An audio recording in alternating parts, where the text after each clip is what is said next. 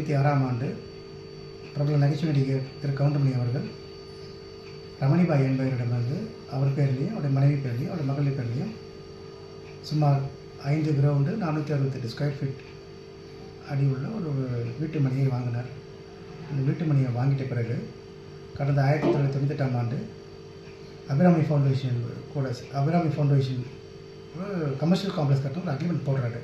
Agreement போட்டு அந்த அக்ரிமெண்ட்டோட amount வந்து 3,58,00,000 ரூபா. அதுக்கு வந்து மேக்ஸிமம் ஒரு 75% அமௌண்ட் அவர் கொடுத்துட்டாரு.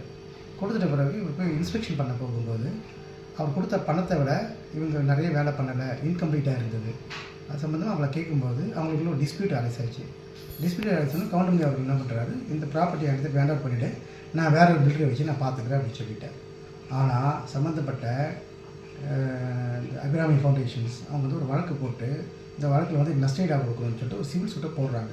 எப்போ போடுறாங்க? சிவில் சூட்டு கிட்டத்தட்ட 2006 போடுறாங்க சார்.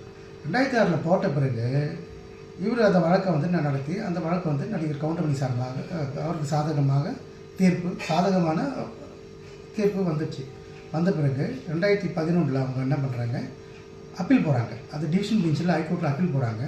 அப்பீல் போன இடத்துல வந்துட்டு ஹைகோர்ட்டில் அப்பீல்லே வந்துட்டு திரு கவுண்டமணி அவர்களுக்கு சார்பாக நீதிமன்ற தீர்ப்பு வந்து உறுதி செய்யப்பட்டது. நீங்கள் அந்த ப்ராப்பர்ட்டியை வந்துட்டு ஹேண்ட் ஓவர் பண்ணி ஆகணும் அப்படின்னு. உடனே என்ன பண்ணுறாங்க, 2019 வந்துட்டு அந்த ப்ராப்பர்ட்டி பர்சன் எடுக்கிறது போகும்போதுட்டு போலீஸ் ப்ரொடெக்ஷன் இல்லாத போகிறாங்க. பெயிலிஃபோட ஹைகோர்ட் பெயிலிஃபோட போகும்போதுட்டு அவங்க என்ன பண்ணால் ஒரே பிரச்சனை பண்ணுறாங்க. பிரச்சனை பண்ண உடனே இவங்க திரும்பி வந்துடுறாங்க. வந்துட்ட பிறகு உடனே அவங்க வந்துட்டு சுப்ரீம் கோர்ட்டுக்கு போகிறாங்க, வழக்கு போடுறாங்க. சுப்ரீம் கோர்ட்லேயும் சம்மந்தப்பட்ட பிரதிவாதிகள் அந்த அபிராமி ஃபவுண்டேஷனுக்கு சாதகமாக எதுவும் நடக்கலை. அந்த உத்தரவு வந்து திரு கவுண்டமணி அவர்களுக்கு சாதகமாக தான் வந்தது. தீர்ப்பு நகல் வந்தது. தீர்ப்பு நகல் வந்த உடனே இந்த வழக்கை பேஸ் பண்ணி நம்ம ஒரு எவிக்ஷன் பெட்டிஷன்ஸ் போடணும்.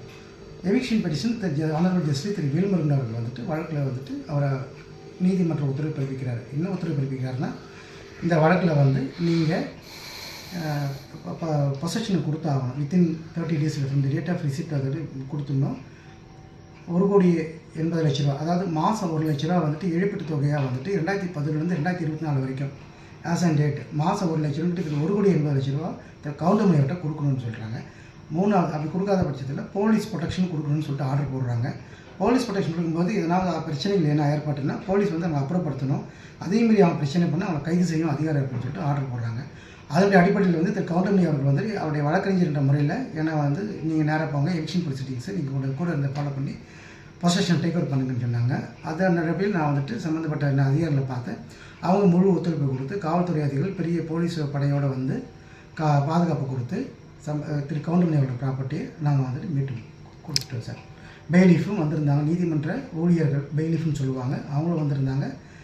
இன்று வந்து ஒரு 3 மணிக்கு திரு கவுண்டமணியோட அந்த ப்ராப்பர்ட்டி ஒப்படைக்கப்பட்டது. அவர் சார்பாக வந்துட்டு ஒரு ஆத்தரைஸ்டு ஒரு ஏஜென்ட் வருவாங்க, ஒருத்தர் வந்தார், அவர்கிட்ட வந்து சாவி ஒப்படைக்கப்பட்டது.